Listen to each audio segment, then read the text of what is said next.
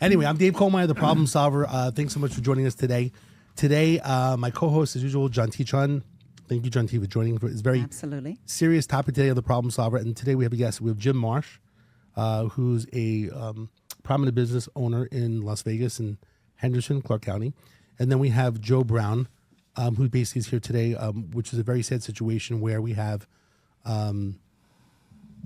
Joe has the loss of his sister recently with the hit and run case. And I wanted to basically bring people on today to talk about what happened in regards to the hit and run situation, share some information, and try to see if we can get some information from the public to help get justice for your sister, which is Margaret Brown, known as Peggy. So, Joe, why don't we start off in regards to tell us about your sister, how old she is, and what exactly happened. All right. My sister Peggy, whose name Margaret Louise Brown, I moved her here from Florida, where she had lived for most of her life. I've been out here for 57 years practicing law. But Peg was living alone. She had never been married. We had an older sister who died of COVID in 2020, and so Peg was on her own, and she worried me. She was very tiny. She was 4'11". She was very trusting of people and sweetest person you'd ever meet. She never met a stranger, and I just was concerned about her safety because she loved to walk. She was out quite a bit at day and night, and so she was very active, huh? Yes, okay. She was, and she loved animals, and she loved people. So she never met a stranger. Mm-hmm. So I finally convinced her that she needed to be out here where she had family. I have 4 sons who live here and 7 grandchildren. My one son in particular who has 3 daughters. They were all very, very kind to Peg and spent a lot of time with her. She would go to their house, or they would take her to dinner at least a couple times a week, mm-hmm. and as well as I did too. Mm-hmm. And on Friday the 13th of June, she walked from her apartment. She lived in a place for senior people, okay. And it was called Carefree on the corner of Desert Inn and Town Center in Summerlin, not far from where I live. I live about 1.5 miles away.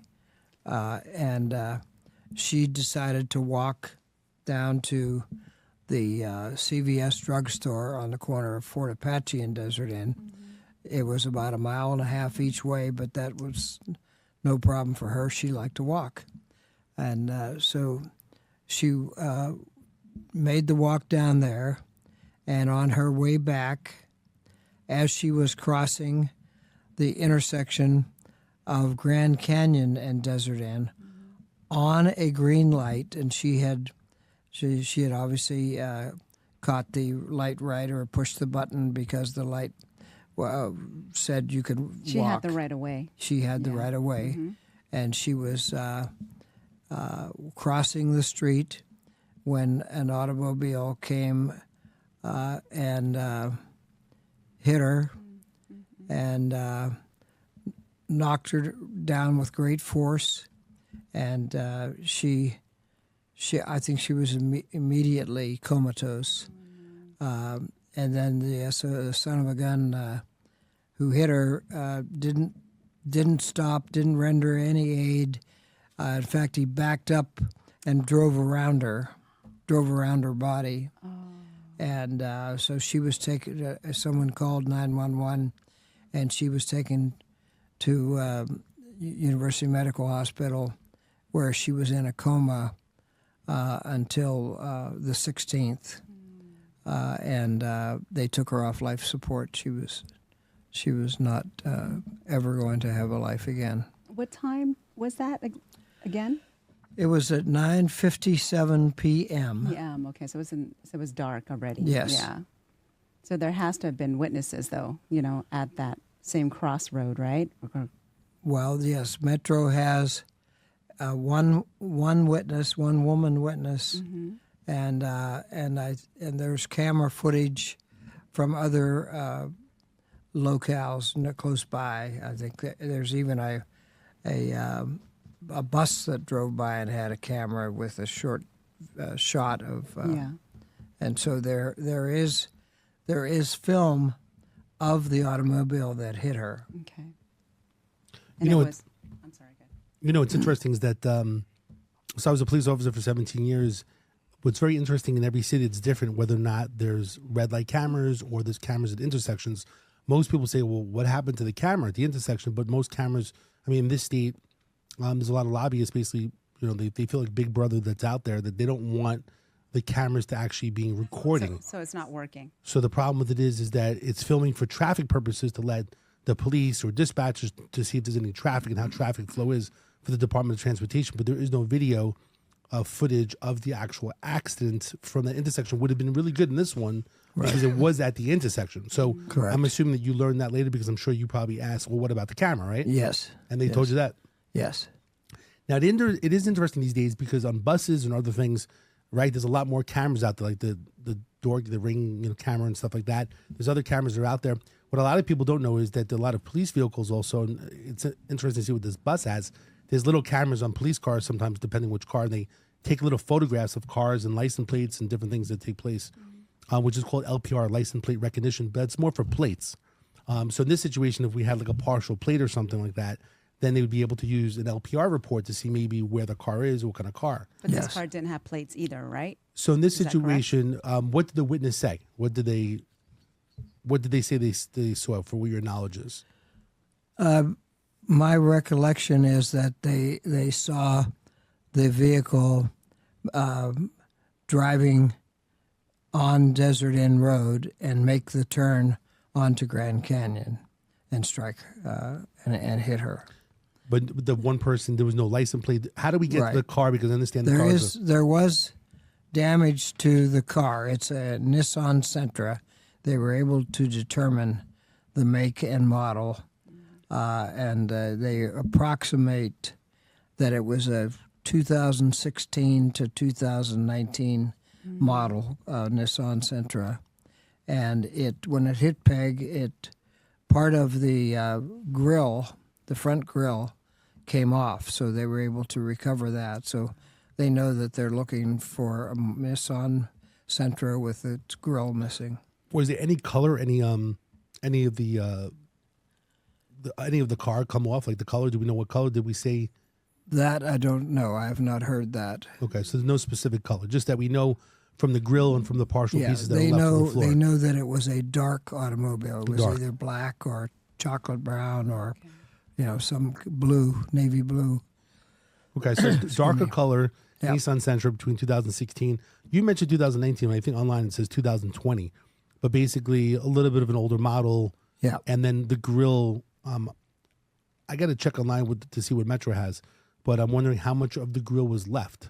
Did you know about that? Yeah, I don't know that either. I don't know how much. The only problem with that is, for a car that old, also you can go to the junkyards and actually replace it. Well, the biggest thing is, right? One of the things that we'll try to do, is basically try to get information out, because there's a way of basically sending like a fax and email to all the body shops and saying if anyone has any damage. But people these days can hide a car and stuff like that in general. Very sad situation. What other evidence did they say that they had besides the bus situation? Did they probably didn't show you the photo from the bus? Did they? Whatever. No, you didn't see that yet. No. So it seems that I know that you were on TV as well. I think last week they were doing an announcement to the public in regards to looking for suspect information and asking the public to come out. It seems like they're running like low on basically any type of leads or something like that. Is that the reason why they did that? Well, Metro has done, I think I'm very satisfied that they're doing all that they can, and they've worked real hard. And I also am grateful to the local media. They have been very good in keeping the story alive. It's been run on TV all hours of the day and night, and it with pictures of the car, and prominent stories about Peg and our family and all. So I think by doing that, and certainly by doing this, the exposure you're giving us today, the more people hear about this, there's got to be people out there who know who did this and are aware, they've seen that car and know that it is the car that actually hit her. And it's just a matter of time that someone's conscience gets the best of them and they come forward. They come forward. So what I wanted to share is, even though I was a police officer for many years, I was very big with crime prevention. I used to work with Crime Stoppers in Nevada as well. You know, if people want to call Crime Stoppers, which is great, the number is 702-385-5555. And the way that tip program basically works, a lot of people don't really understand, especially the newer generation, because on TV, they don't really talk about it as much. But you basically can call, or you can go online anonymously, and you can give any tip information. You can say, I saw this accident, where was it, Grand Canyon and Desert Inn, and I believe this person may live in the community. I want to remain anonymous. I think some people are weary in regards to that really being anonymous, but it isn't. They can be anonymous. It can be online, or they can call it in, and then eventually the information they give, they will get a tip number, and you can always check back with that tip number. So it'd be like CS for Crime Stopper and the tip number, and from there, you know, you could check back every week or 2 weeks. Some people want to give tips and remain anonymous because they don't want a problem, you know, if they find out who the person is. And the other one is the reward money basically helps as well to you know, give a little bit of incentive to somebody to come forward. You know, even though they may know the information, a lot of people these days, they're scared. They don't want to get involved. They hear a lot of news in general. So the biggest thing is really trying to come forward. If you want to basically be anonymous, that's great. If you want to go to the local police station or something like that and give the information, whatever anybody feels comfortable, because we want to get justice for Margaret, which is really, really important. The day that you did the with Metro, the announcement, so on, was there any type of, I know they mentioned Crime Stoppers, was there any specific reward money that was brought up that day? Or they just said Crime Stoppers just a call?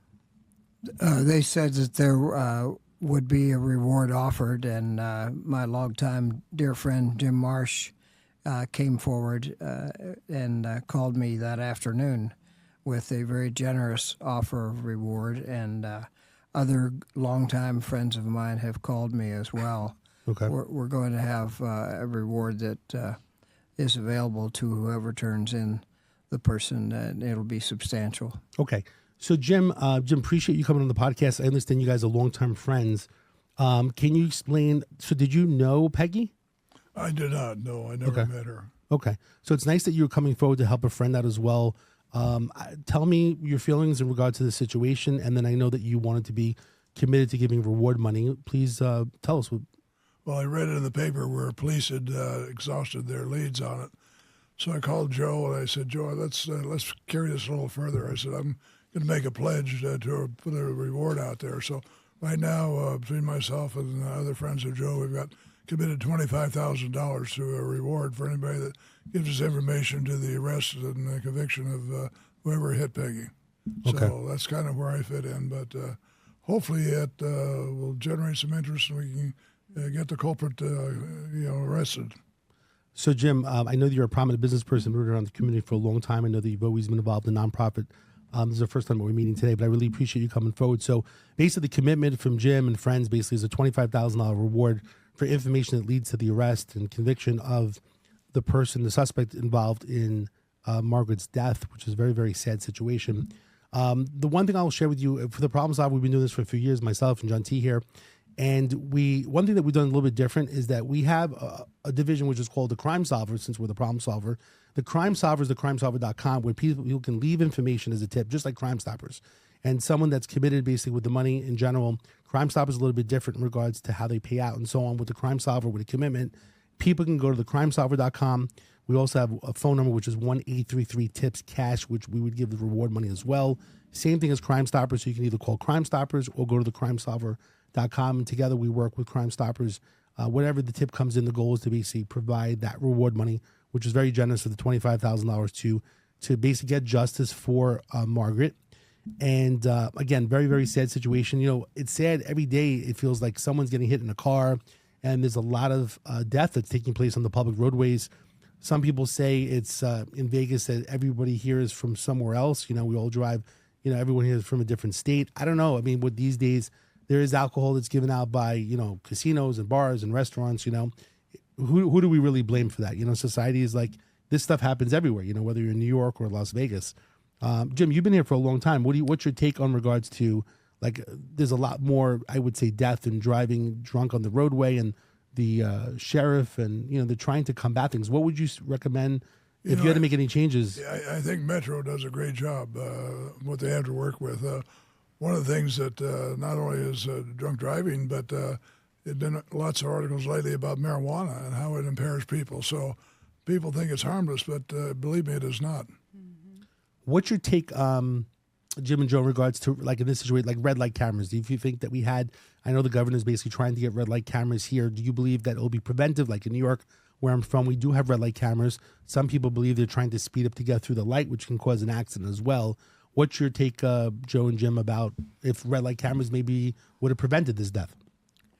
Well, I think for the average driver to get the word out that those cameras are filming them, they're going to be less apt to drive through a yellow light or a light turning red, because they'll know that people can be caught. It's not like it used to be.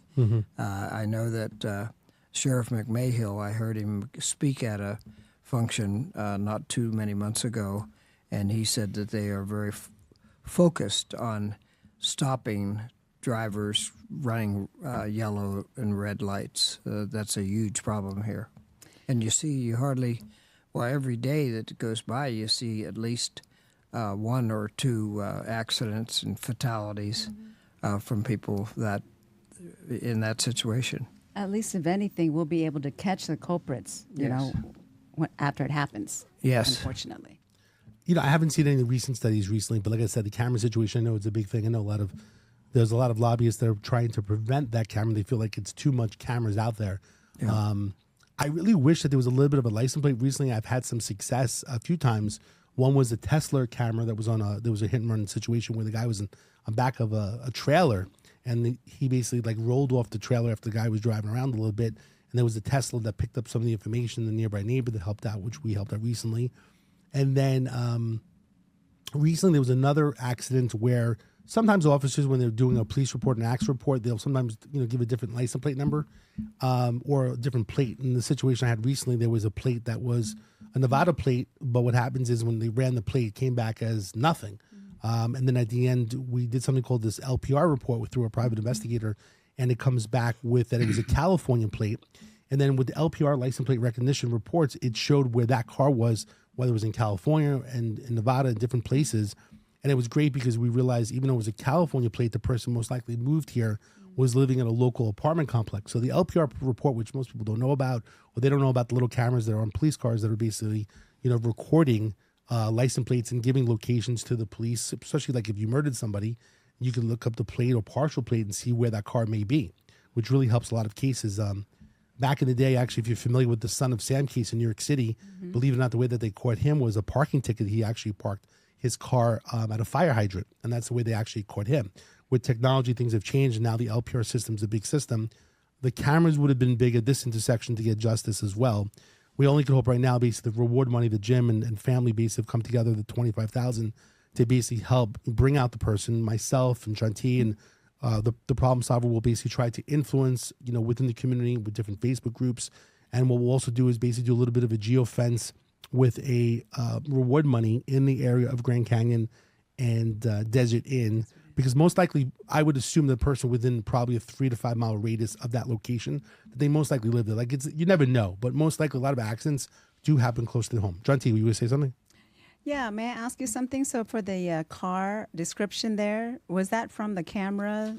Did they get that car from the camera, or was that just from the eyewitness? I think it's the parts on the street plus maybe the bus camera. Yep. They're probably snapped the bus a little camera, bit. okay. Those parts probably in the front, the grill, probably somehow came back. Okay. I'm sure the bus. I would really like to see the bus camera, whatever clip. So it's just a partial of a picture, basically. It was a partial picture of the it could have car. been the end. It could have been like the, Yeah. Well, it's center. It could have been like the center. It was the front. So normally center of the words would normally be on the back. I think Nissan would be more on the front. But they were able to show you that. You're privy to that information, right? He didn't see it. You didn't see that. Oh, okay. So the They investigator just told him that, right? Okay. Yep. We should ask the detective about what other. Maybe we could take some of the pictures and maybe use that in our way of influencing in general. Anything else, Jim, that you want to add as well? Well, Joe, let me ask you. The videos are very hard to see. Could that be a dark blue or dark green? It doesn't have to be black. Am I right? No. They said it was just dark in that's color. That's kind of what I wanted out there. Yep. So, yeah. Yep. Okay. Anything else that you want to share at all, or anything else that you want to share, or anything? No. Actually, anything that you want to say? Actually, I've done this before. We've had the reward of $10,000 previously, where we had a Yeah, I just want to thank everyone involved with this, everyone who has been so kind with their condolences messages, and certainly Metro for their efforts. I know they're doing everything they can, and then my good friends such as Jim and others who have made calls to me and are willing to put up money as a reward. So hopefully those of you who are listening to this will be incentivized to turn that person in. Somebody knows. A lot of people probably know that car, or have seen it, or know that it's locked away in a garage somewhere. So. Is there any message that you want to, if you want to look into one of the cameras, and a message to the person that may be involved accidentally caused the accident, the death, that may be just nervous and upset to come forward? Yes. Do you want to say anything to them in general? Like I said, it may be something that they're just nervous. Yeah. And they're just unsure what to do. And I've certainly thought of that it might be someone who just had maybe one drink too many. They're nice people, not ever in any kind of trouble, but just made that one mistake. They ended up hitting Peg and then panicking and leaving. And now they're agonizing, wondering what to do. Well, I think whoever you are, you'll do a lot better for yourself if you voluntarily come forward, rather than, because we're going to catch you sooner or later. We're going to get them. John T., anything last thing that you want to say? Well, there is such things as karma. Karma is real, and unfortunately, if you are responsible, it's better to come out now and turn yourself in, instead of having karma catch up with you, because then that'll be worse. Absolutely. So anybody that's listening and watching in general, and we're going to repurpose this podcast out there so people can come forward. If you have any information for a witness and stuff like that, please come forward. You can call the police. You can call Crime Stoppers, which is, again, 702-385-5555. You can go to Crime Stoppers of Nevada as well online. You can remain anonymous. You can go to thecrimesolver.com as well, or 1-833-TIPS-CASH. Again, these are tips, reward money. You can remain anonymous. If you want to come forward as well as a regular person, your name can be left out of it as well. If you want to come forward and share any information, if anyone has any types of tips or information, the goal is to get justice for Margaret Peggy Brown, 81 years old, loved by family and friends in the community. Again, I appreciate Jim, family and friends, $25,000 reward, which is a good amount of money. Basically, I feel as an incentive, not that it's always about money, but basically it is incentivizing someone to maybe come forward. And it can be, again, anonymous. So you don't have to come forward in regards to giving up your name and information. You can remain anonymous. I say that over and over again, because I think it's important. Some people want to come forward, and maybe the money helps their situation or can help their family, financially. So at this point in time, we're concerned about getting justice for Peggy. So again, Crime Stoppers in Nevada, thecrimesolver.com. Again, the goal is to get justice, and we appreciate Jim. We appreciate Joe. We also have Greg, which is a friend that's here in the podcast studio. We appreciate everybody for working together to basically help get justice. Again, I'm Dave Meyer, the problem solver. John Teron, my co-host. I appreciate all of you guys coming on the podcast again, and we're going to get this out there. And the goal is to get justice, and we hope that we hope that Peggy, rest in peace. And again, I'm very sorry for your loss. Thank you. Condolences. Thank you, David. Thank you, John T. And thank you again, Jim. Thank you both for being here. Again, Dave Meyer, the problem solver, theproblemsolver.vegas. If you need to call me, myself, if you have problems, issues that we can help, 702-999-1111, 702-999-1111. Thank you so much. We'll see you in the next episode. Thank you.